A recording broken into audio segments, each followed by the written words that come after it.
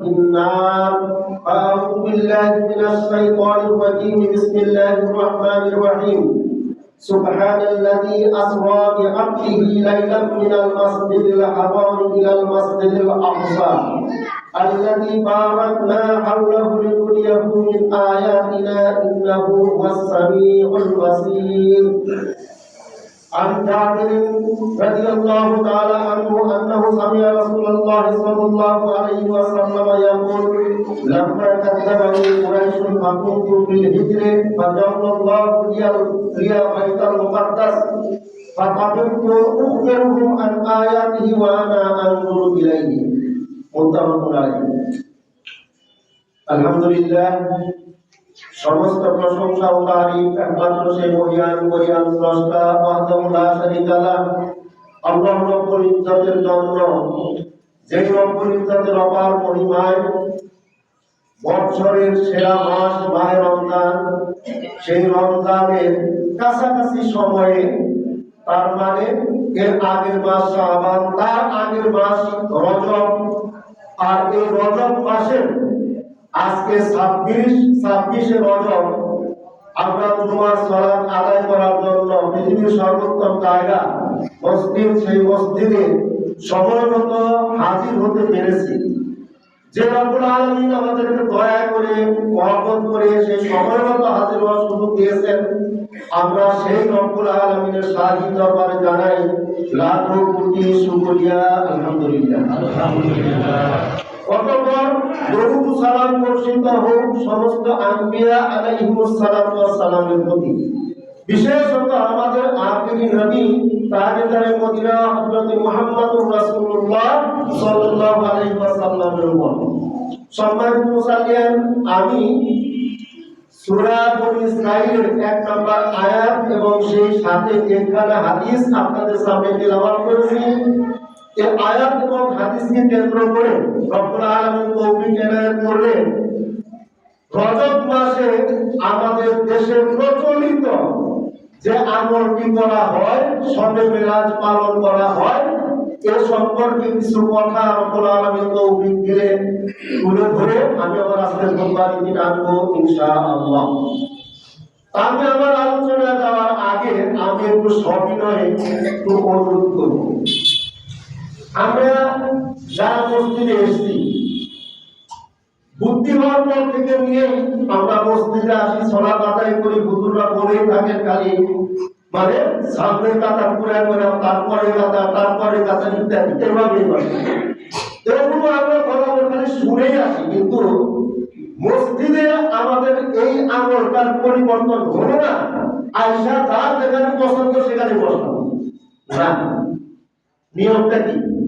আগে ইমাম সাহেব পিছন থেকে দুই দিকে কাতার বেড়ে যাবে, এর সামনের কাতার পূরণ হলে তারপরে পিছনের কাতার ঠিক একই নিয়ম, তারপরে কাতার পূরণ হলে তারপরে কাতার ঠিক একই নিয়ম।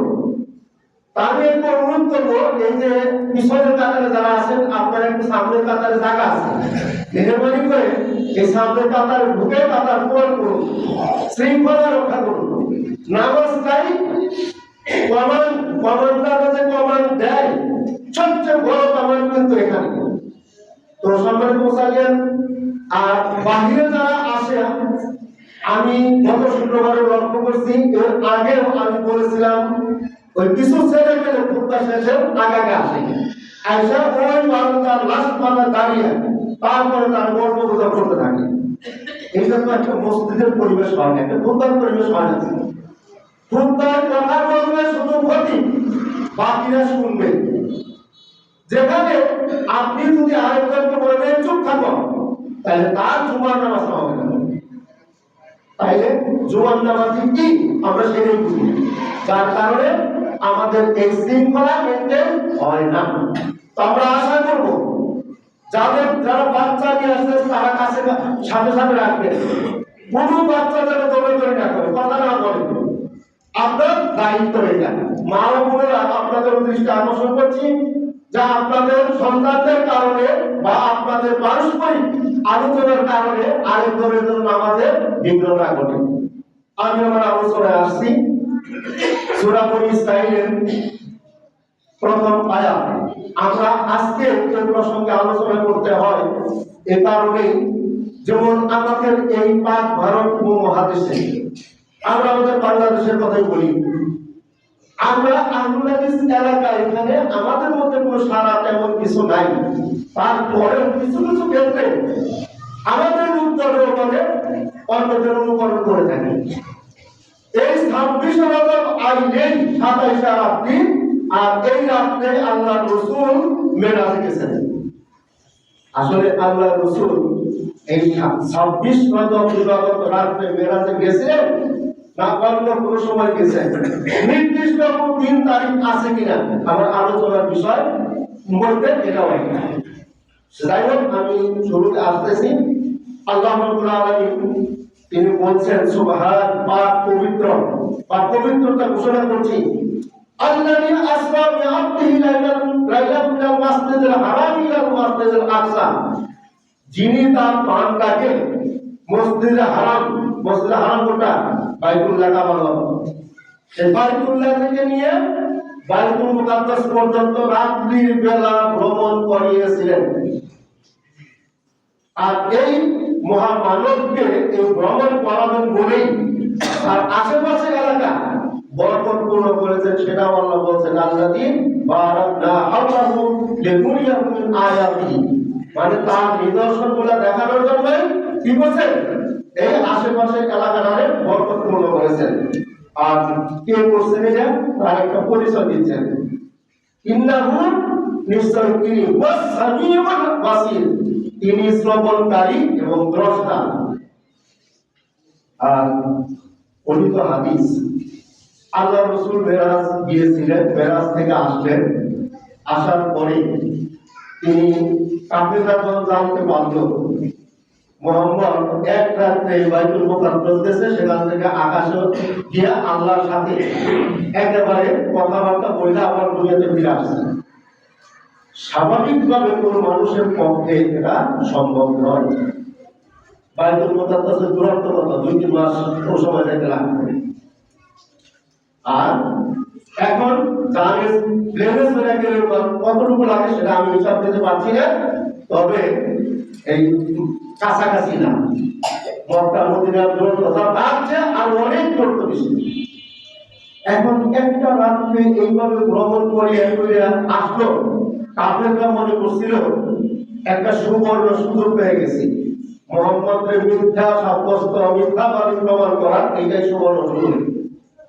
তারপর মুহাম্মদ সাল্লাল্লাহু কাছে এসে তাকে বিভিন্ন বাইতুল মুকাদ্দাসের বিভিন্ন কিছু সম্পর্কে জিজ্ঞেস করে। আল্লাহ রাসূল এইগুলোকে সামনে দিকে উত্তর দিয়েছেন। আমরা পরবর্তীতে এই আলোচনায় আসবো, সংক্ষিপ্ত কথাটা আমি একটু বলে নিলাম। তো সম্মানিত মুসল্লিয়ান, আমরা আয়াতে দেখতে পাই ইসরা, তার মানে রাত্রিকালীন ভ্রমণ। আর আত্মা বিআবদিহি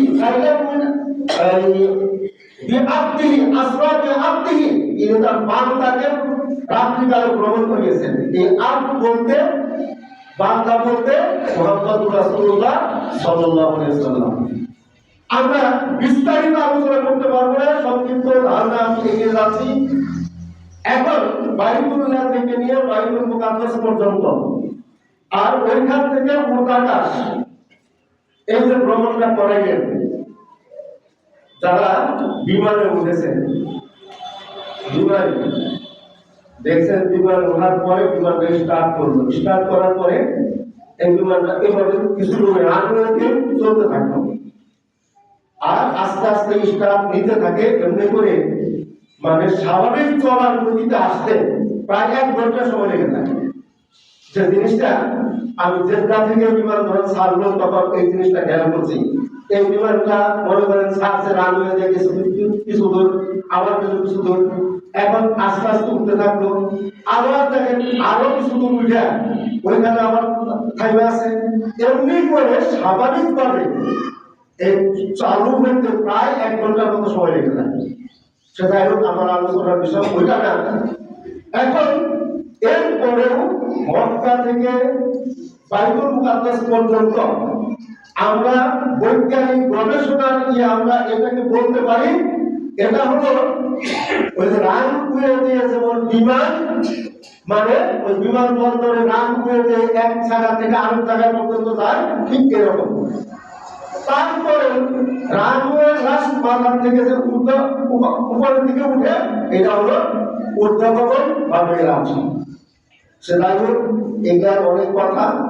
তো সম্মানিত মুসলিম, আল্লাহ রাব্বুল আলামিন এই মেরাজ প্রসঙ্গটা সূরা বনী ইসরাঈলের 1 নম্বর আয়াত, সূরা আন-নাজমের 13 থেকে 18 নম্বর আয়াতে এই আলোচনাগুলো করছেন।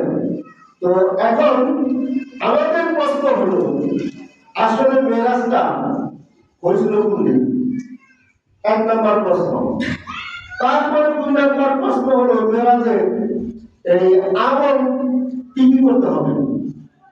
এরপরে রোজা যদি রাখি তাহলে রোজা কয়টা রাখুন লাগবে?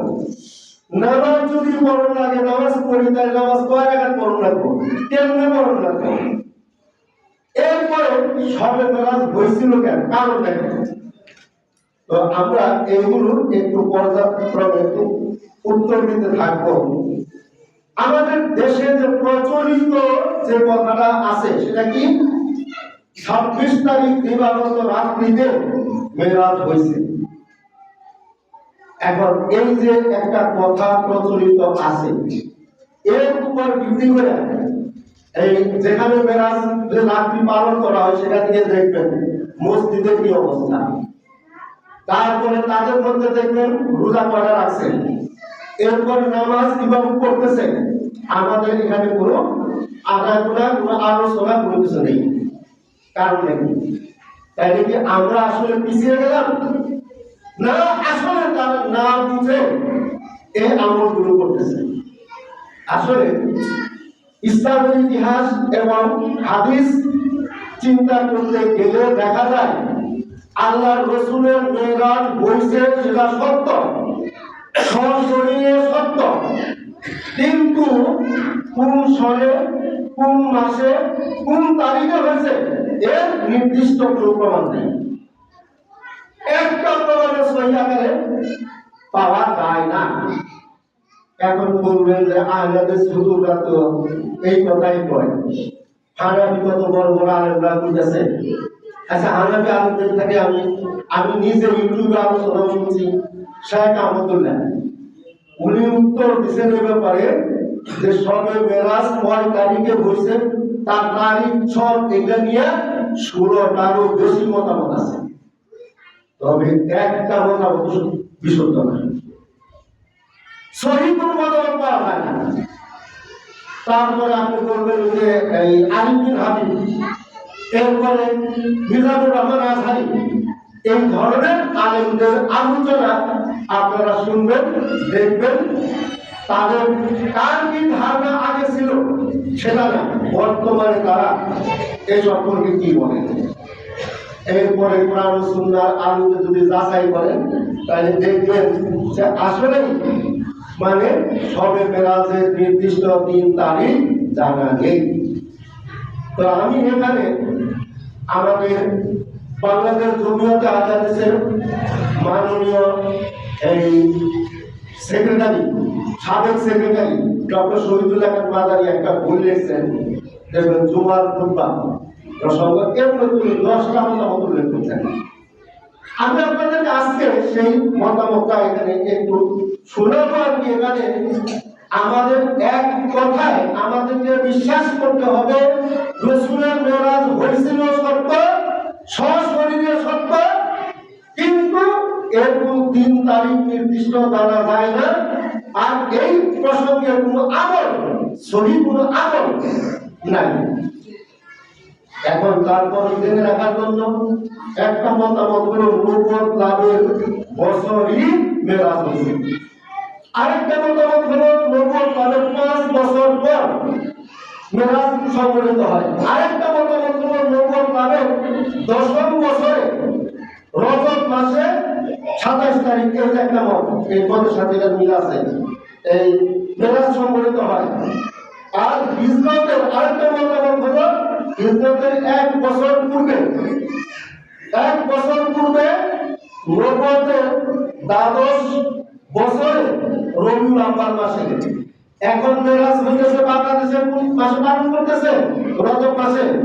রবিউল আউয়াল মাসে মেরাজ হয়েছে এমন প্রমাণ আছে। এরপর হিজরতের 8 মাস পূর্বে রমজান মাসে 27 তারিখে মেরাজ হয়েছে। এরপর হিজরতের 6 মাস পূর্বে মেরাজ হয়েছে। হিজরতের 1 বছর 2 মাস পূর্বে মুহররম মাসে মেরাজ অনুষ্ঠিত হয়েছে। হিজরতের 1 বছর 2 মাস পূর্বে যুলহিজ্জাহ মাসে মেরাজ অনুষ্ঠিত হয়েছে। হিজরতের 1 বছর 5 মাস পূর্বে শাওয়াল মাসে বা রমজান মাসে মেরাজ হয়েছে। আর হিজরতের পূর্বে রজব মাসের প্রথম শুক্রবার মেরাজ হয়েছে।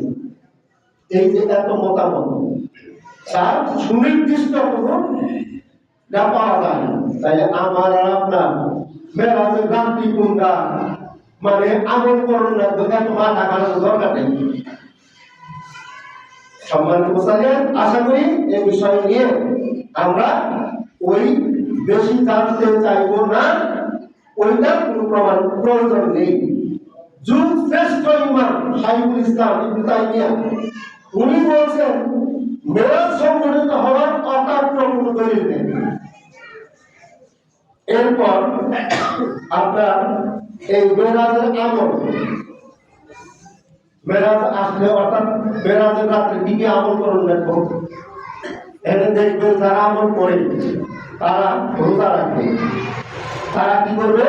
নামাজ পড়বে, তারা কি করবে? মসজিদে অনুষ্ঠান করবে। আর মাজারে ধুমধাম মানে চলবে, সেখানে নারী পুরুষ মানে পর্দার কোনো বালাই থাকবে না। অবৈধ কাজ কত হয় সেখানে তার কোনো নিয়ন্ত্রণ থাকে না। তো সম্মানিত মুসলিম, যে নামাজগুলো পড়া হয় তার মধ্যে একটা নামাজের নাম হলো সালাতুর রাগাইব। এই নামাজটা কখন পড়ে? রজব মাসের প্রথম বৃহস্পতিবার সিয়াম রেখে মাগরিব ও ইশার নামাজের মাঝে 2 করে 2 রাকাত করে মোট 12 রাকাত সালাত আদায় করে। তাইলে কয় রাকাত করবেন? 1 রাকাত করবেন। পরে কয় রাকাত? 12 রাকাত, 2 রাকাত করে পড়েন। প্রথম রাকাতের পরে সূরা ফাতিহা একবার, এরপরে সূরা কদর পরে 3 বার, সূরা ইখলাস পরে 12 বার, আর 2 রাকাত সালাত শেষে দুরূদ শরীফ পড়ে 70 বার। কেবল কঠিন নামাজ, যার ভিত্তি নাই, আল্লাহ রাসূল কোনদিন পড়েন নাই, সাহাবায়ে কেরাম পড়েন নাই, তারপরে তাবিঈরা পড়েন নাই, তাবিঈরা পড়েন নাই। পরবর্তী যুগে এই সালাত আবিষ্কার হয়েছে, আর এই সালাত এত কষ্ট করে পড়তে লাগলো যার কোনো ভিত্তি নেই। এখন আপনারা করবেন কিনা আপনারা নিজেরা একটু চিন্তা ভাবনা করবেন, আপনারা করবেন কিনা। এরপর সিয়াম পালন করা। সিয়াম মানে কি? রোজা। এখন রোজা রাখা হয় এই রজব মাসের প্রতি বৃহস্পতিবার ও শুক্রবার এবং 26 তারিখ দিবাগত রাতে এই সিয়াম পালন করা হয়।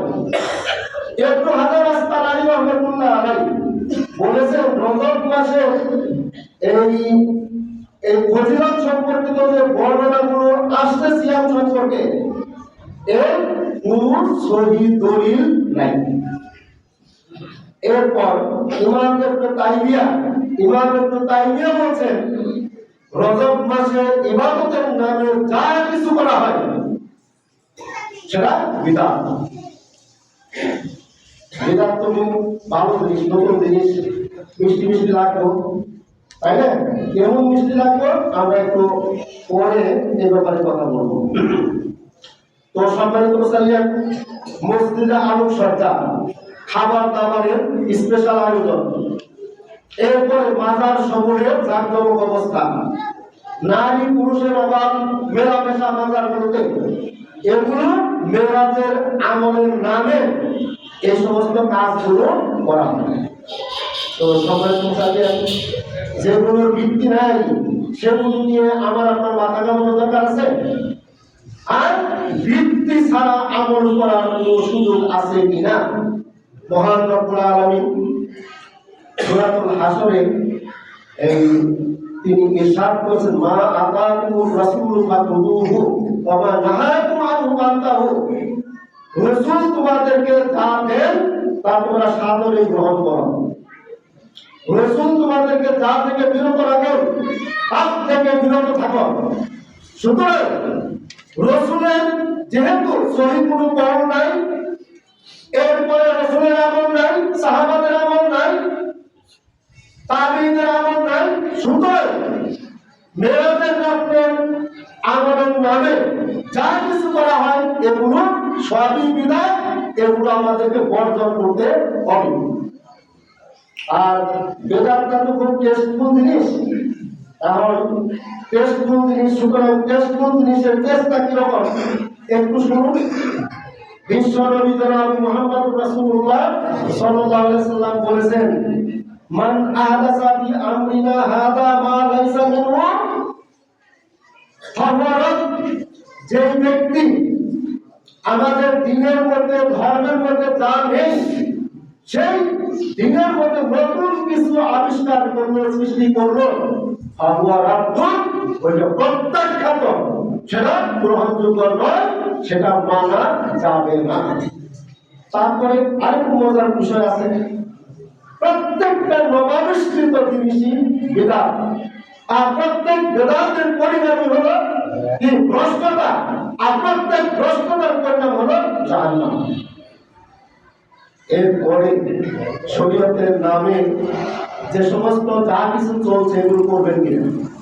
যদি মজা লাগে করেন, মজা লাগে করেন, কিন্তু পরিণাম আপনাকে জাহান্নাম ভোগ করতে হবে।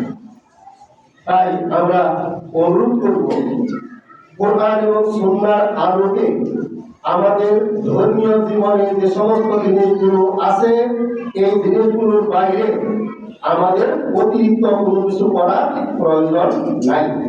তো সম্মানিত মুসলিম, আমি আপনাদেরকে আমার মেরাজের আমল সম্পর্কে বললাম।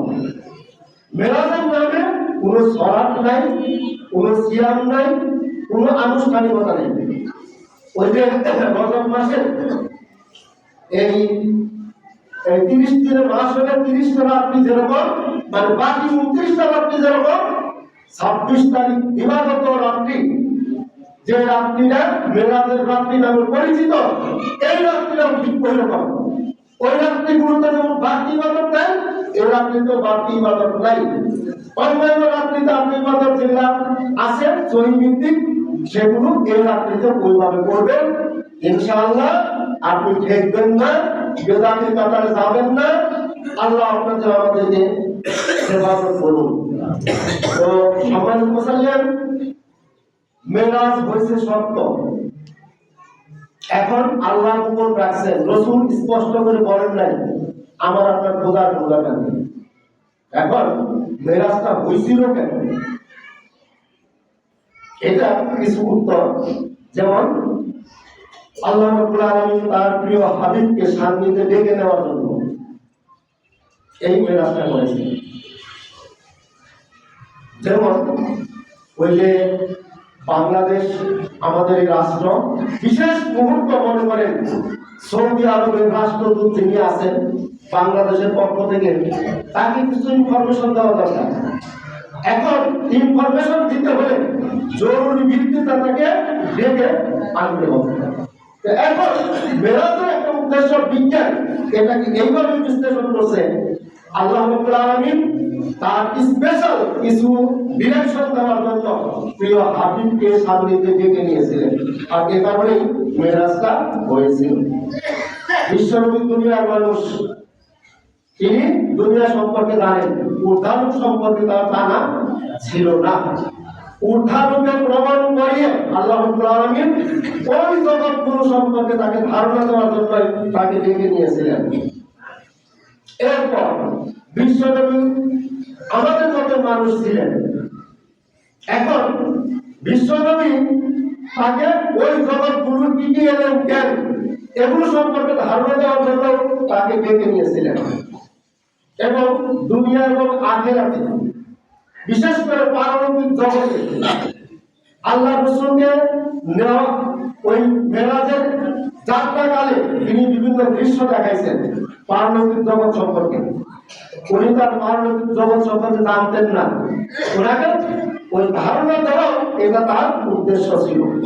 তো সম্মানিত মুসল্লিয়ান, আরো একটা সবচেয়ে ইম্পর্টেন্ট যেটা মেরাজ কেন হয়েছিল আপনারা জানেন, লম্বা হাদিস। সেই হাদিস এখানে আমি উল্লেখ করছি না। 5 ওয়াক্ত সালাত আমরা যে আদায় করি, 5 ওয়াক্ত ফরজ সালাত, এই 5 ওয়াক্ত সালাতের বিধান দেওয়ার জন্য তাকে ডেকে পাঠাইছিলেন।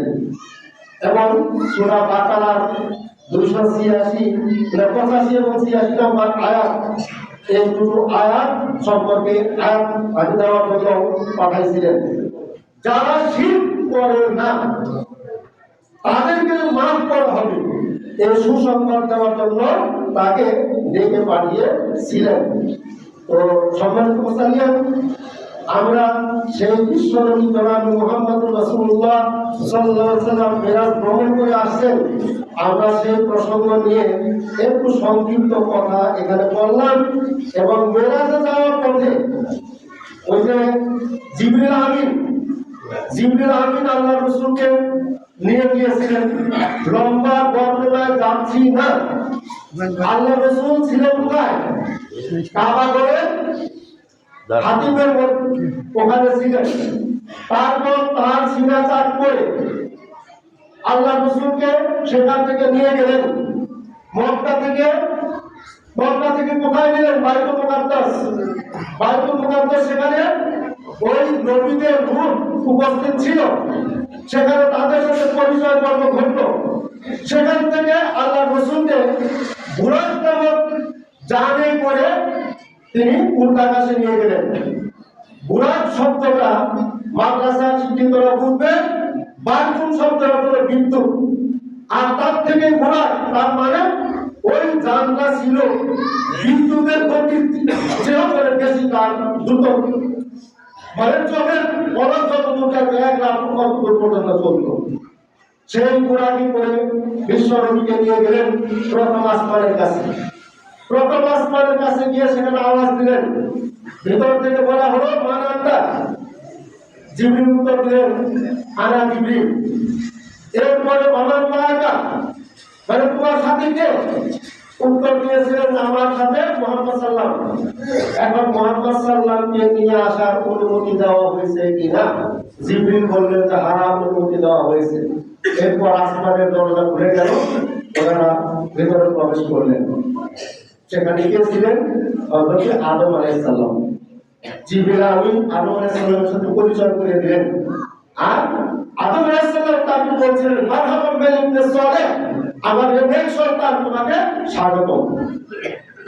এরপর এখন আমি আরেকটু আসি, আসলে খুতবা কি লম্বা হয়ে যায়। এর প্রথম আসমান আর দ্বিতীয় আসমান, তৃতীয় আসমান, এইভাবে সপ্তম আসমান। এখন এই আসমানগুলো কিরকম বড়?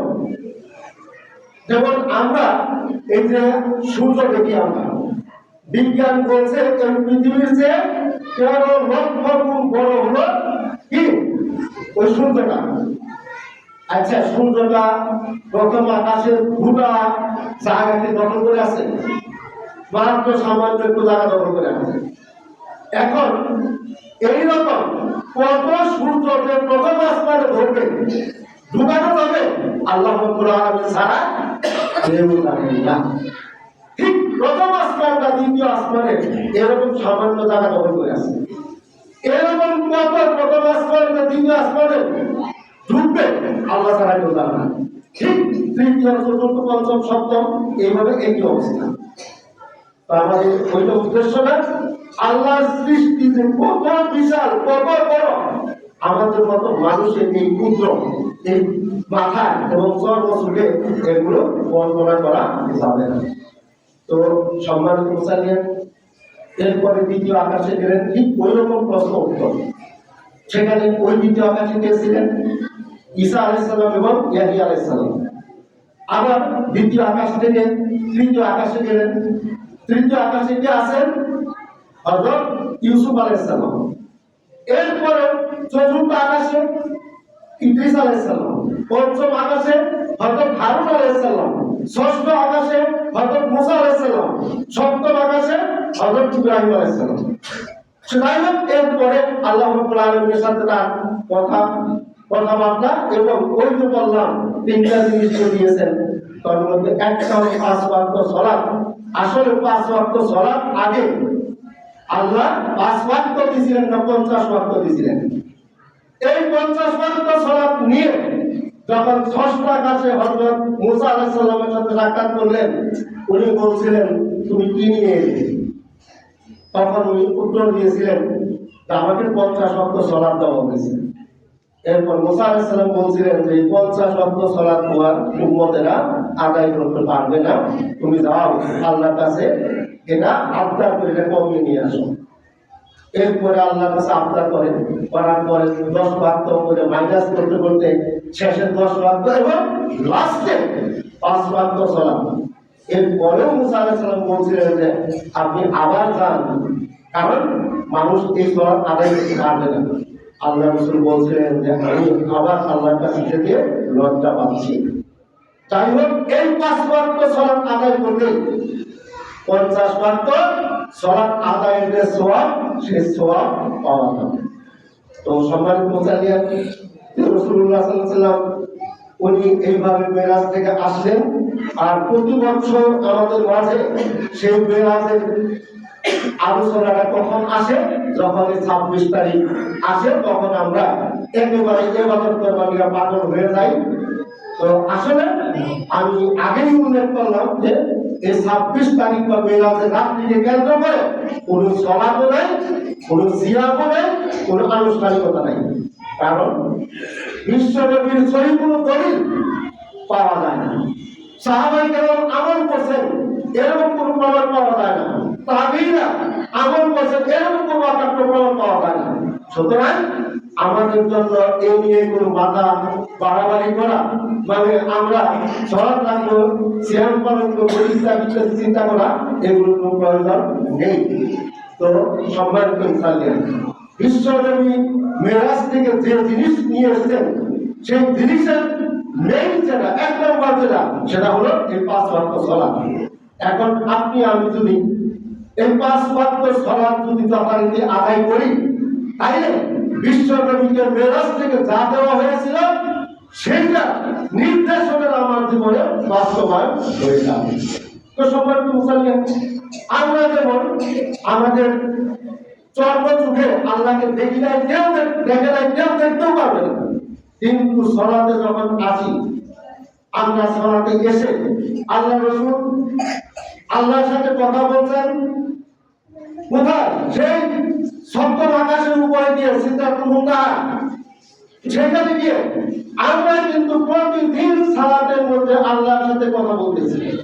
আল্লাহর সাথে কথা বলতেছি, আল্লাহর সাথে কেমনে কথা বলি এবং আল্লাহকে দেখানো সম্ভব না, তারপরেও হাদিসের ভাষা কিন্তু আসছে আনতা আল্লাহ কাউলা, তুমি এমন ভাবে আল্লাহর ইবাদত করবে যেন তুমি আল্লাহকে দেখতেছ। লা তুদরিকুল আবসার, তাকে কোনো চর্মচক্ষু দেখতে পারবে না। ওয়া হুয়া ইউদরিকুল আবসার, তিনি সমস্ত চক্ষুকে তিনি দেখেন। তার মানে আমরা দেখতে পারবো না। তাই দেখতে তো না পারবেও, হাদিসের পরের অংশ ফাইল্লাম তাকুন তারা, যদি তুমি তাকে দেখতে না পাও, ফাইন্নাহু ইয়ারা, তিনি তোমাকে দেখতেছেন, এটা মনে করে তোমাকে ইবাদত করতে হবে। এখন আপনি যদি নামাজের মধ্যে এসে সেই নামাজটা কি বিশ্বনবীকে উপহার দেওয়া, সেই 5 ওয়াক্ত সালাত, সেই সালাত আদায় করতে এসে আপনি যদি সেই মানসিকতা নিয়ে দাঁড়ান আর সেভাবে সালাত আদায় করেন, তাহলেই মেরাজের থেকে যে নির্দেশনা আপনার প্রতি রয়েছে, সেই নির্দেশনাটা আপনার জীবনে বাস্তবায়ন হবে। আর যদি সেই ক্ষেত্রে আইসা নিয়ে মানে 5 ওয়াক্ত ফরজ নামাজের কোনো খবর নাই, এখন রজব মাসের সালাত পড়বে, কয় ওয়াক্ত সালাত আদায় করুন লাগবো, কয়টা রোজা রাখুন লাগবো, এই জন্য মাথা ঘামান, তাইলে আপনার আসল খবর নকল নিয়ে টানাটানি করবেন। যে নকলে রেজাল্ট কি দাঁড়াবে, একটু আগে আমি বিশ্বনবীর হাদিস উল্লেখ করছি, মান আহদাসা ফি আমরিনা হাযা মা লাইসা মিনহু ফাহুয়া রাদ্দুন। যে ব্যক্তি আমাদের শরীয়তে আমাদের দিনে যা নাই সেই জিনিসটা নতুন জিনিস সৃষ্টি করলো, সেটা প্রত্যাখ্যাত। আর যে ব্যক্তি নতুন কিছু সৃষ্টি করবে সেই ব্যক্তির সেটা কি বিদআত। আর প্রত্যেকটা বিদআতটা কি ভ্রষ্টতা, আর প্রত্যেক ভ্রষ্টতার পরিণামই হলো জাহান্নাম। তো সম্মানিত মুসলিম, আমি আপনাদেরকে এই জুমা থেকে অনুরোধ করবো, আমাদের সবচেয়ে যে জিনিসটা এখন প্রয়োজন সেটা হলো মাহে রমজান আসছে। মাহে রমজান আসছে, রমজানকে স্বাগত জানাতে হবে আমাদের। কিন্তু সরাসরি আমরা হয়তো সামনে সংগ্রাম না হলো এরপর থেকে সরাসরি রমজানের আলোচনায় আমরা চলে যাব। এখন রমজানের স্বাগত জানাতে গিয়ে আপনাদের যে জিনিসটা সামাজিকভাবে প্রয়োজন, এখন থেকে আপনাদের সেই প্রস্তুতিতে আপনাদেরকে আসতে হবে। আপনারা সামাজিকভাবে আপনাদের এই ঘোষণা, এই ডিক্লারেশন প্রত্যেকটা মসজিদ থেকে আসতে হবে। যারা রমজানের সর্বে সম্মান করবেন না, তাদের জন্য আপনারা সামাজিকভাবে কি ব্যবস্থা নেবেন? যারা দিনের বেলা ধূমপান করে বেড়াবেন, তাদের বিরুদ্ধে আপনারা কি ব্যবস্থা নেবেন? যারা তাস, জুয়া, মদ, গাঁজা এগুলো প্রকাশ্যে খেয়ে বেড়াবেন, তাদের বিরুদ্ধে আপনারা কি ব্যবস্থা নেবেন? আপনাদের এখন থেকে সেই প্রস্তুতিটা, সেই প্রিপারেশনটা আপনাদের প্রয়োজন। এখন রমজানকে যদি স্বাগত জানাইতে চান, আরেকটা জিনিস, রমজান কারোর জন্য আশীর্বাদ হয় আর কারোর জন্য অভিশাপ। তার মানে রমজান পেয়েও যে ব্যক্তি তার গুনাহ মাফ করাইতে পারলো না, তার ওই না খেয়ে থাকার আল্লাহর কোনো প্রয়োজন নেই। এখন সেই রমজানকে কিভাবে স্বাগত জানাবেন? ব্যক্তিগতভাবে, পারিবারিকভাবে, সামাজিকভাবে, এরপরে রাষ্ট্র তো আছে। রাষ্ট্রের বিষয়টা অনেক উপরে। আমি আপনি আমার মধ্যে যা পারবো, যখন আমি আমার থেকে পরিবারের মধ্যে যাবো, তখন কিন্তু একটু কঠিন হয়ে যাবে। আর পরিবার থেকে যখন সমাজে যাবো, তখন কিন্তু আরেকটু কঠিন হয়ে যাবে। আর নিজেরা মানে নিজের তার খবর নাই, সরকার কি করবে করবে না, কোন মাদ্রাসা কি করবে করবে না, এটা ধরনের বই থেকে আগে আগে ব্যক্তি, তারপর পরিবার, তারপর সমাজ, এরপর রাষ্ট্র। আমি আপনাদেরকে বিনীতভাবে অনুরোধ করবো, আসুন আমরা আজকে এই জুমা থেকেই আমরা মানসিকভাবে প্রস্তুতি নেই যে মাহে রমজান সমাগত, মাহে রমজান আমাদের কাছাকাছি। আমরা সেই রমজানকে, রমজানের যথাযথ মর্যাদায় আমরা স্বাগত জানাবো। আমরা সেইভাবে প্রিপারেশন নেব, আমরা সেইভাবে যাতে এগিয়ে যেতে পারি, আল্লাহ আমাদেরকে সেই তৌফিক দান করুন। তো সম্মানিত মুসল্লিয়ান, আমার আজকের আলোচনার মূল কথা যেটা বলছিলাম, মানে দেশে কিছু বিধান এখনো চালু রয়েছে, তার মধ্যে মেরাজের ইবাদত বন্দেগী এটাও একটা বিধান। আরেকটা বিধান আসতেছে সবে বরাত। এখন এইগুলো আমাদেরকে কোরআন সুন্নাহর আলোকে পুষ্টি পাথরে যাচাই করে, মানে কোনটা কতটুকু সেটা জেনে আমল করার জন্য যদি সহিহ প্রমাণ থাকে তাহলে আমরা আমল করব, আর না থাকলে পারা আমরা ওই ধরনের কোন আমলে আমরা যাব না। ইভেন যে আহলে হাদিসের একটা বৈশিষ্ট্য আছে, আহলে হাদিসরা পারতে বেদাত করে না, তারপরেও এখন আহলে হাদিসের মধ্যে ভেজাল ঢুকে গেছে, তো এই ভেজাল থেকে যাতে আমরা মুক্ত থাকতে পারি, আল্লাহ রাব্বুল আলামিন আমাদেরকে সেইভাবে প্রস্তুতি নেওয়ার তৌফিক দান করুন। এই কথা বলে আমি আমার আজকের খুতবা এখানে ইতি টানছি। ওয়া মা আলাইনা ইল্লাল বালাগ।